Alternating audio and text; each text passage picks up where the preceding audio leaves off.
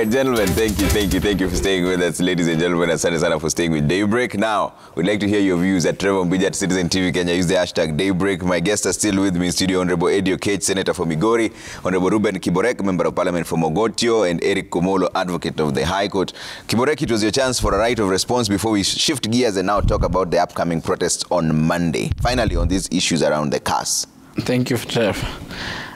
First and foremost, you see, we all agree that there's no government which succeeds in overtaxation.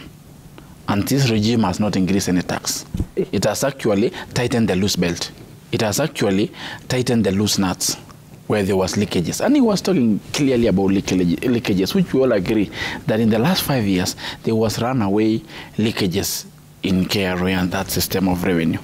And actually, they were part of it. It's only that, it's when it favors you, you keep quiet. When it doesn't, you shout.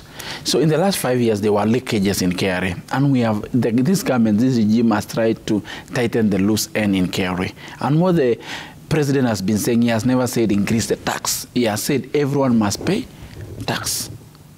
And the exemption which were given, which were runaway exemption. If you are connected, you are given exemption. If your farm is known by the president or maybe by Ukuriatan, by then or Matiangi or so, you are given exemption. So that kind of impunity in our revenue system has costed our economy almost $1 trillion through exemption.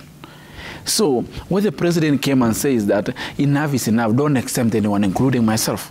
Let everyone pay tithes, let everyone pay the KRA. And what the conversation has been misquoted to look like the president has said, let us increase the tax. There's no single thing president has said, let us increase the tax. He has said everyone must pay the tax, which is a very clear and straightforward issue. And as he was saying that we need to, in the first few 6 months, we need to tighten the nuts. They have been resisting the payment of KRA, Trevor.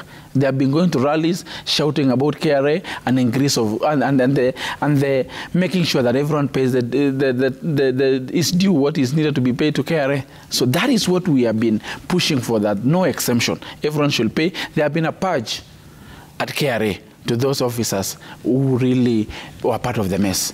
Actually, even I understand even the Commissioner General of KRA has been changed, and someone calls me is acting in that position because of the seriousness that the president is making sure that there's no leakages in KRA.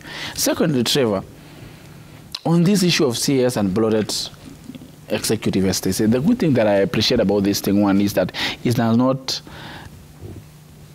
affected or destabilized the civil service. It has come to enhance it. It has not come to disorganize it, because it's at the as a link. It's a link. It doesn't come to do a role which basically disorganizes the entire civil service that make it not work. Yeah. So they were themselves telling us about BBI, increasing ministers, bringing prime minister, deputy prime minister 1, deputy prime minister 4, deputy prime minister 5, deputy prime minister 6. But because it is not, they did not go there. Yeah. It's become painful. Okay. And we have to throw maths and darts on everything that the president does. Okay. To me, I was looking at this, and I want to really congratulate my president on in terms of CAS, because I've looked at the first page. They have given about 1, 2, 3, 4, 5, 6 times 3, which is 18 on this standard, page 1 of standard. Looking at Bishop John Lodepe, missionary, is a Turkana. Beatrice Nkatha, she's a Tharaka from Meru. Isaac Maura from Ruiru is a Kikuyu. Millicent Omanga, she's a good lady from Kisi. Evans Kidero is from Suba, is from Luanyanza. Tunai Samuel is from Masai Land. Ben Washali is from Wanga Kingdom in the larger Luya community. Daniel, it might be from Kamba. The name look like it's, I don't know him, but it look like from Kamba Nation. Atim Washetani from the larger Mijikenda, and from the Digo in the larger Mijikenda. Dennis Itumbi from Embu. Margaret Wanjiru from Kikuyu Nation and Nairobi at large. Sosion is from the Rift Valley and Kalenjin. Chris Wamalwa from the Bukusu Nation of Western. Mary Seneta from the Ma Nation, Maasai Nation. Fred Outa, Jaom Jadala. He's from Luanyanza, the home of Eddie Okech. Keto Rukuru is from Mount Kenya. Josh Mangi is from Kisi. Charles Njagua from Nairobi. So if you look at this from the first which I have listed here, you see the face of Kenya. Who do you consider hustler there? There's a lot of hustlers here. Kate has started from the lowest bottom. She was hustler. You know, if an hustler work hard, doesn't mean me and Eddie, we are hustlers. And if we work hard where Eddie has gotten, it doesn't. Trevor, let me finish. Let me finish. If you work hard like where myself, I was looking after cows. And I'm a real hustler here. But it doesn't rubbish because I'm a member of parliament that I have a background of being an hustler. If you look at Dennis Itumbi, Dennis Itumbi has typed and Skype is, you know, he's typed and used social media to his way to top. Actually, if there's someone who inspires millions of young Kenyans, is this man, Dennis Itumbi. They know, and even you from media, you know the story of Dennis Itumbi. From way back when he was in the Kenya Institute, Kenya Media Institute, what do you call?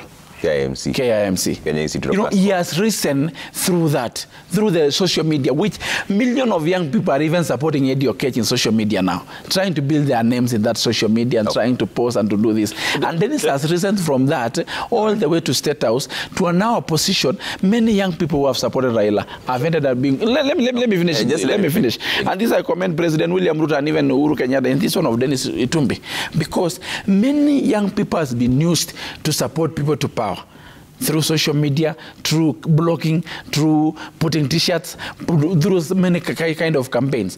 When they get to power, you know, a lie being MCS, the highest someone from ODM has risen. They were going to December. The brilliant young men from Luanyansa, Jimmy Boni from his area, good young men who really supported Raila in social media, but they never went anywhere beyond there. They don't even get the ranks. They still have Onyango in ODM. They never give him a chance or give them a chance. But William giving Dennis Itumbi is a face of possibility. Okay. That all of us, we can rise despite our background and our challenges. Even sometimes people are saying Itumbi, you know, it was an actor which was not here or there, but he did his best to support this government from the time of ICC. Okay. And he has been a true gentleman, he has been a true general, he has been a focused human being. You still be no here, which is a minority. You know, this is a face of minority. Isaac Mwaura is here, is a face of minority. So looking at it, we have a unionist, Socias Nia, who has worked for the unions of this country and he understands the union. All right. So to me, there's no government which can be perfect 100%, not even their party ODM. All right. You know, and when they tell us this, listen, Trevor, when they tell us this, if you go to Parliament today, I can show you Parliament and Senate over 50 young men who has been mentored by William Ruto to leadership. It's also a form of leadership. I can show you women. Actually, we have 3 governors. Three women governors who have been mentored by William Ruto to position of governors, breaking the glass ceiling of this country from the work of William Ruto, starting from the time of Joyce Laboso.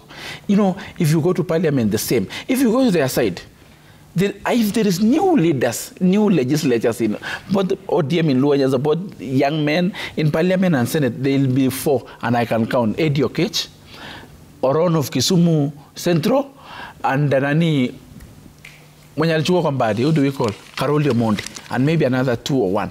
But if you come to Rift Valley, all the house are new members, young guys, vibrant, who are mentored by William Ruto. If you go to Central, young members, brilliant young men who are mentored and supported by William Ruto. But tell them to show us where they have lived the dream of supporting young men or women. None. But shouting at the rooftop of their cars and vehicles, they'll tell you, you know, their ideology. They have ideology on how we should do to that agenda, how we should empower youth. But on reality, they are surrounded by Nani Senior, Oburu Odinga. They are surrounded by Orengo. They are surrounded by Anyang' Nyong'o. They are surrounded by, you know, all kind of wase that you may think are surrounding them. You look at the face of William Ruto, you see Shungwa, Dindi Nyoro, Murkomen, Aaron, Kiborek. You know, you go to State House, all the young men who are within campaign are working in the State House and being given a chance to serve. All right. So in terms of supporting young people and women, we can demonstrate in 110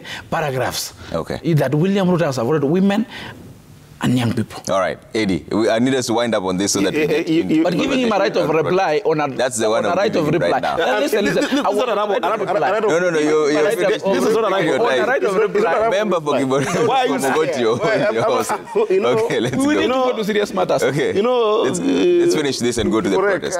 And I told you, if you start trivializing issues, it becomes very difficult to have a conversation. You know, sometimes when somebody... Actually, they should do a monument of it in ODM because it's the youngest. Let him finish. A monument in Parliament. He's not even allowing us to do Let him finish. But I just want to say this, Trevor. If you trivialize issue way too much, it becomes difficult to talk to somebody who does not understand facts, you know, because then you start touching here who has been mentored by who has been mentored by who.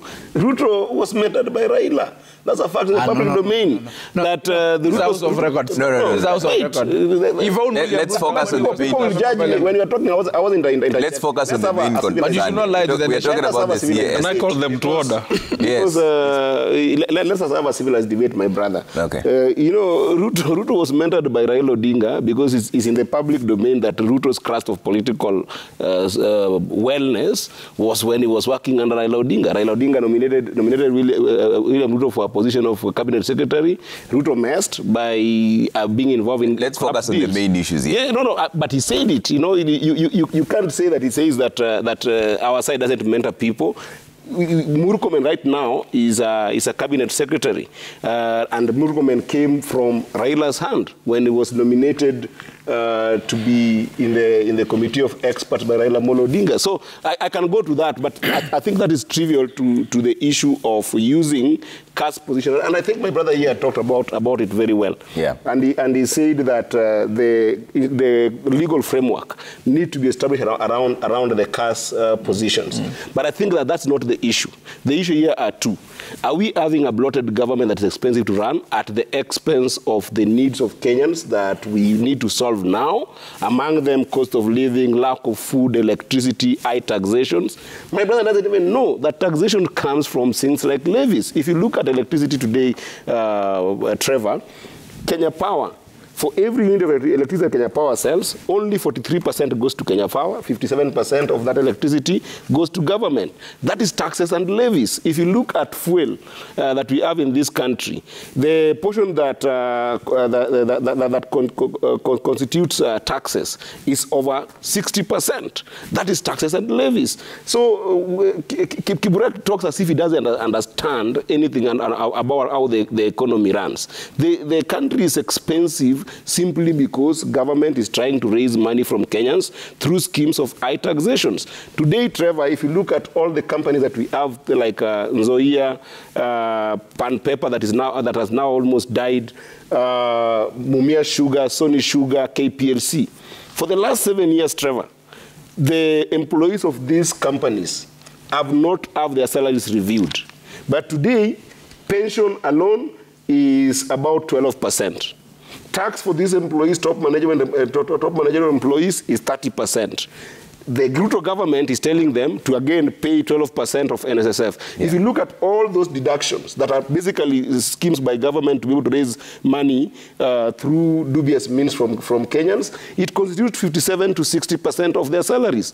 What does this mean? This means that every money that these people are earning, 40% of it goes to them and 6% goes to government. It's actually going to lead to mass resignation from employees in serious companies. So when we talk about issues of taxation that my brother is talking about here, it's not a joke that Kiburek is going to laugh about. And then number two, as I finish on that issue, what we are seeing, the face he has mentioned, he is focusing on the tribal card because he knows that that Ruto has been under heat, a lot of heat for always giving opportunities to two tribes.